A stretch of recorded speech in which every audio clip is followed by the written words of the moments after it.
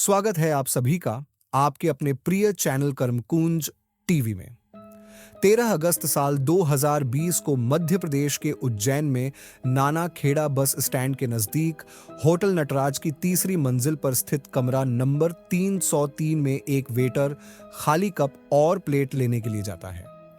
उसने कमरा नंबर 303 के दरवाजे की डोरबेल बजाई, लेकिन ना तो उस कमरे के अंदर से किसी ने कोई जवाब दिया और ना ही किसी ने दरवाजा खोला। वेटर के बार बार बेल बजाने पर भी जब दरवाजा नहीं खुला तो परेशान हाल वेटर दौड़ते हुए सीधा होटल मैनेजर दुर्गेश के पास पहुंचा। होटल मैनेजर दुर्गेश उस समय रिसेप्शनिस्ट से बातें कर रहे थे। वेटर ने घबराए हुए लहजे में कहा कि सर, कमरा नंबर 303 का दरवाजा नहीं खुल रहा है। हालांकि मैंने कई बार डोरबेल भी बजाई और दरवाजा भी खटखटाया, लेकिन फिर भी ना तो अंदर से किसी की आवाज सुनाई दी और ना ही किसी ने दरवाजा खोला। वेटर ने मैनेजर दुर्गेश से कहा कि शायद उस कमरे में कोई है ही नहीं, लेकिन मैनेजर के कुछ कहने से पहले ही उसके पास बैठे हुए रिसेप्शनिस्ट ने जवाब दिया कि यदि मैडम तो कमरे में ही थी, लेकिन उनका साथी किसी काम से बाहर गया हुआ है।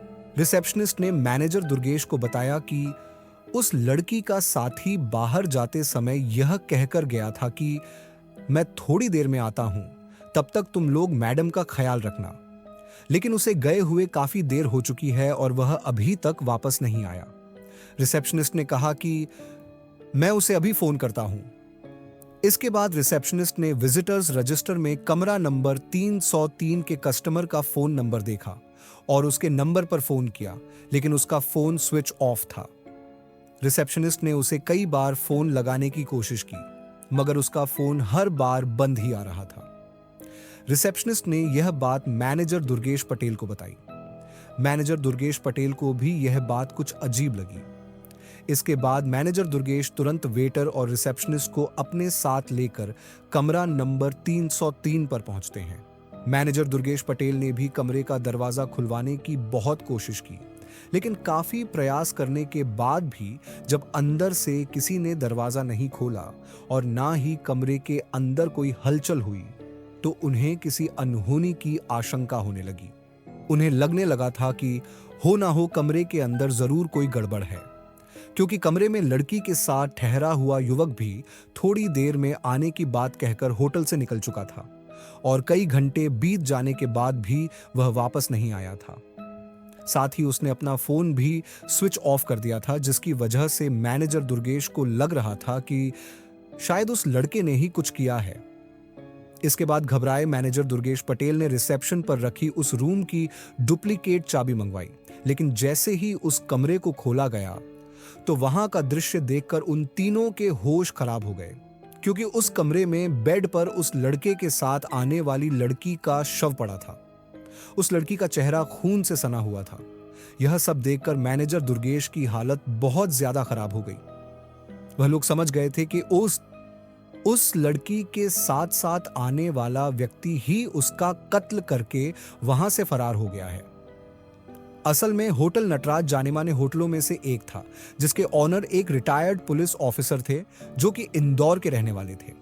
इधर होटल के दूसरे कस्टमर्स को भी जब होटल में किसी लड़की के कत्ल की जानकारी मिली तो वह लोग भी भागते हुए कमरा नंबर 303 के सामने पहुंच जाते हैं और फिर देखते ही देखते कमरा नंबर 303 के सामने कस्टमर्स की भीड़ जमा हो गई। क्योंकि मामला एक लड़की के कत्ल का था, इसलिए मैनेजर दुर्गेश पटेल ने इस घटना की जानकारी तुरंत नाना खेड़ा पुलिस को दे दी। होटल में हालात बिगड़ते देखकर मैनेजर दुर्गेश पटेल ने होटल के मालिक को भी फोन करके सारी बात बताई।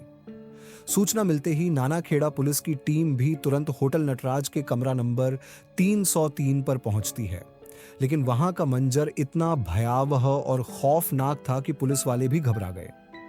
हालांकि वहां के हालात को देखकर पुलिस भी समझ गई थी कि यह मामला कत्ल का है, इसलिए पुलिस ने घटनास्थल की बारीकी से जांच करनी शुरू कर दी। जांच के दौरान पुलिस वालों ने देखा कि जिस लड़की का शव बेड पर खून से सना हुआ पड़ा था, उसकी उम्र करीब 20 से 22 साल के आसपास थी। देखने से वह किसी सामान्य परिवार की लगती थी, लेकिन उस लड़की को बड़ी ही बेरहमी से कत्ल किया गया था।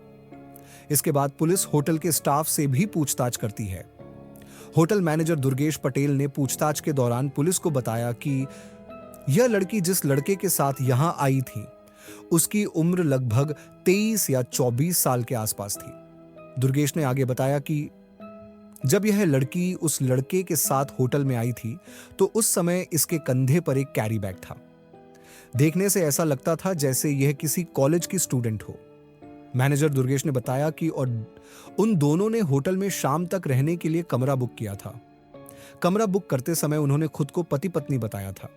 इसके बाद वह दोनों कमरा नंबर 303 में चले गए थे। रिसेप्शनिस्ट ने बताया कि फिर करीब 1.5 घंटे के बाद वह लड़का यह कहकर होटल से बाहर निकला था कि वह किसी काम से बाहर जा रहा है। मैडम अंदर ही आराम कर रही है, तुम उनका थोड़ा ध्यान रखना।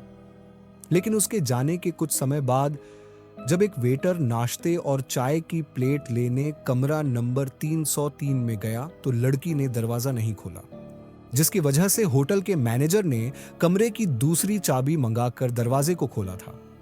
इसके बाद पुलिस ने उन दोनों का नाम और एड्रेस पूछा तो मैनेजर दुर्गेश पटेल ने विजिटर्स रजिस्टर लाकर पुलिस के सामने रख दिया।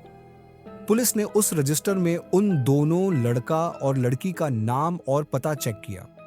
वैसे तो आमतौर पर इस तरह की वारदात करने वाले लोग अपना नाम पता सही नहीं लिखवाते, लेकिन यहां पर ऐसा नहीं था क्योंकि उन दोनों ने होटल में अपना नाम और एड्रेस बिल्कुल सही बताया था, जिसमें लड़की का नाम तनु परिहार जबकि लड़के का नाम सुभाष पोरवाल लिखा हुआ था। इसके बाद पुलिस उन दोनों के परिवार वालों को इस वारदात की जानकारी देती है और उन्हें तुरंत होटल नटराज में पहुंचने को कहती है। इस दुखद घटना की खबर मिलते ही उन दोनों के परिवार वालों ने आनन फानन में होटल नटराज पहुंचते हैं, लेकिन जैसे ही तनु परिहार के परिवार वालों की नजर अपनी बेटी के शव पर पड़ी तो वह लोग दहाड़े मार मार कर रोने लगे। उन लोगों का रो रो कर बुरा हाल था क्योंकि जिस तनु परिहार का कत्ल हुआ था वह घर की सबसे बड़ी बेटी थी। खैर, किसी तरह पुलिस और होटल के स्टाफ ने तनु के घर वालों को संभाला और उन्हें तसल्ली देकर चुप कराया। इसके बाद पुलिस ने तनु के शव का मौका मुआयना किया। तनु का शरीर बुरी तरह जख्मी था। उसके गले पर एक निशान जबकि उसके पेट पर 3 गहरे घाव के निशान थे जो किसी तेज धार हथियार से किए गए थे। छानबीन करने के बाद तनु परिहार के शव को पोस्टमार्टम के लिए हॉस्पिटल भेज दिया गया। इसके बाद तनु की मां आशा देवी की तहरीर पर सुभाष पोरवाल के खिलाफ कत्ल का मामला दर्ज करके आगे की जांच शुरू कर दी गई। तनु के परिवार वालों से पूछताछ करने के साथ ही पुलिस ने सुभाष के मोबाइल नंबर को भी सर्विलांस पर लगा दिया था। जनता और मीडिया के प्रेशर की वजह से पुलिस भी तेजी से इस मामले की जांच करने में जुट गई थी और फिर साइबर सेल की मदद से मात्र 24 घंटे के अंदर ही सुभाष की लोकेशन का पता लगा लिया जाता है। उसकी लोकेशन आगरा में पाई गई थी। इसके बाद नाना खेड़ा पुलिस ने आगरा पुलिस की मदद से सुभाष पोरवाल को अरेस्ट कर लिया और फिर उसे नाना खेड़ा पुलिस स्टेशन लाकर उससे कड़ाई से पूछताछ की गई। दरअसल सुभाष शुरू से ही बिगड़ैल और आवारा लड़का था। उसने बड़ी मुश्किल से 10वीं क्लास पास की थी। इसके बाद सुभाष ने भी अपने पिता आत्माराम पोरवाल की तरह ही ऑटो रिक्शा चलाना शुरू कर दिया। सुभाष न्यू इंदिरा नगर कॉलोनी में रहता था। उसके घर के सामने ही तनु परिहार भी अपने परिवार के साथ रहती थी। तनु के पिता की मृत्यु हो चुकी थी।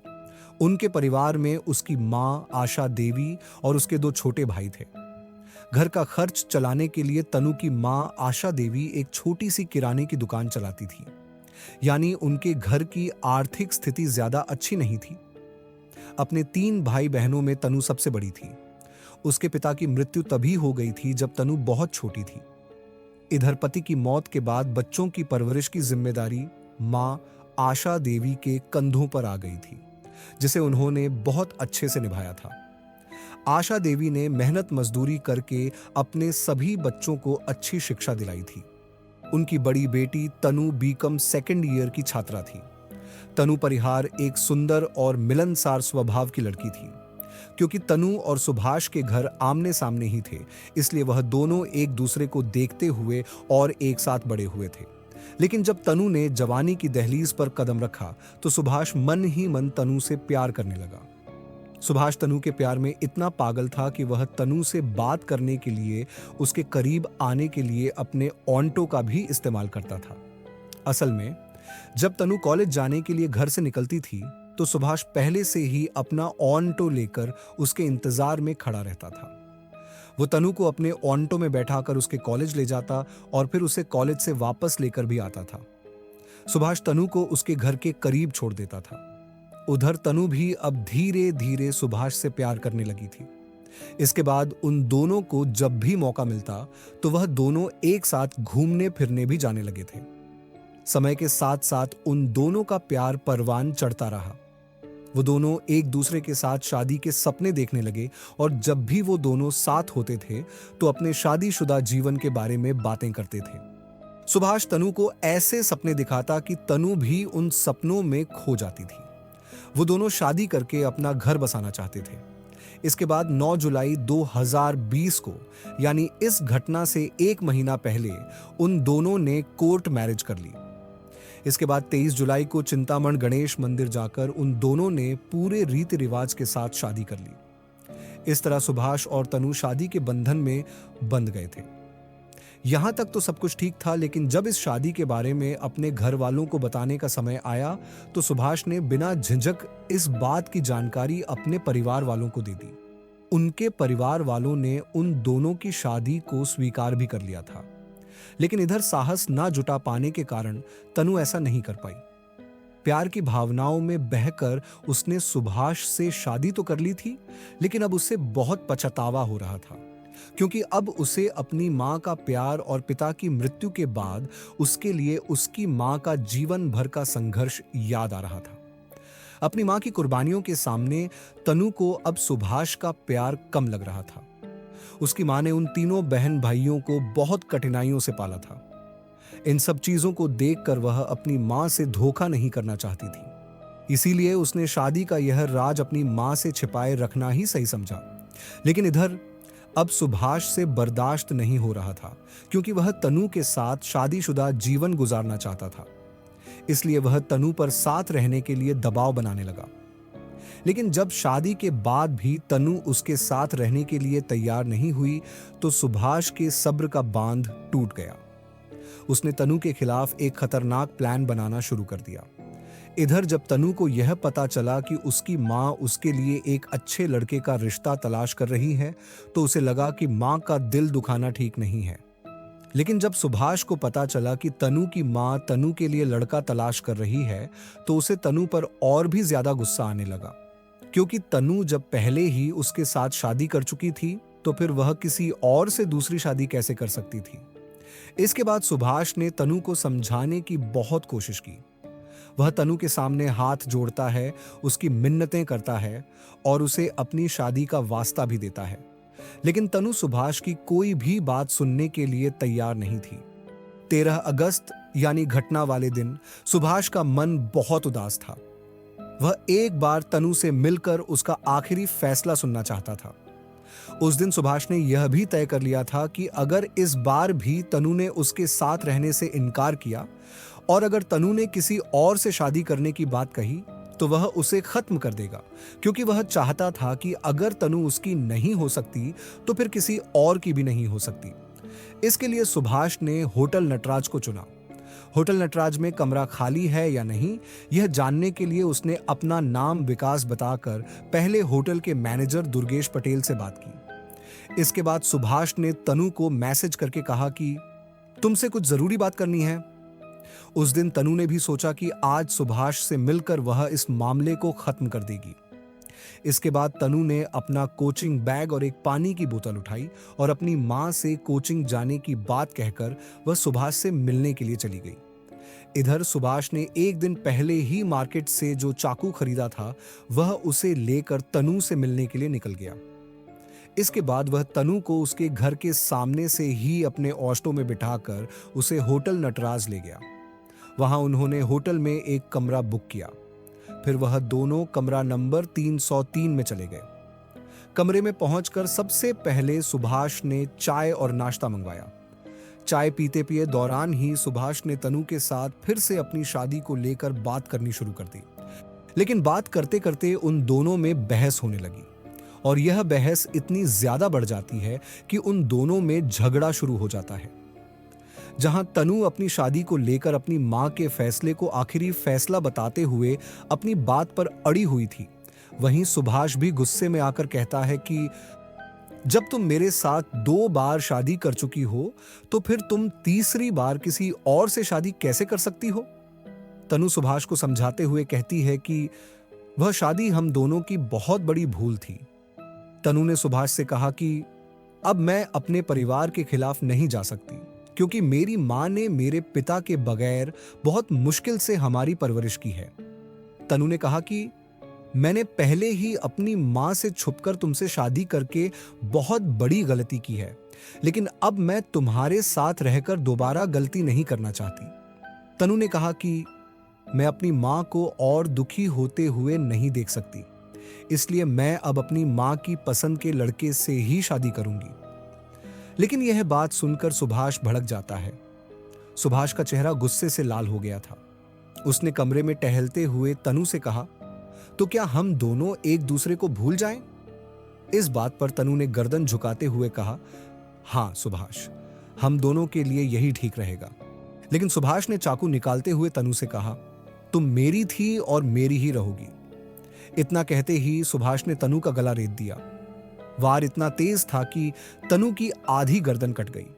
तनु चीखते हुए बेड पर गिर पड़ी।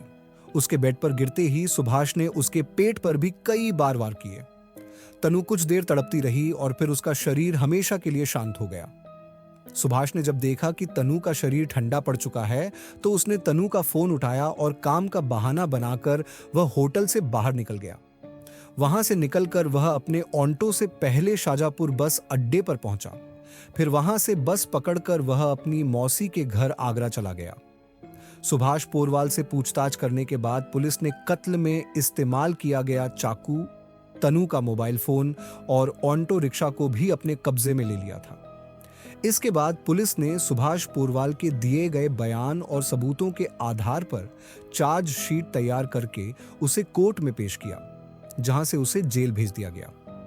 दोस्तों, इस घटना को सुनाने का उद्देश्य किसी का दिल दुखाना नहीं है, किसी को परेशान करना नहीं, बल्कि आपको जागरूक करना है, आपको सचेत करना है।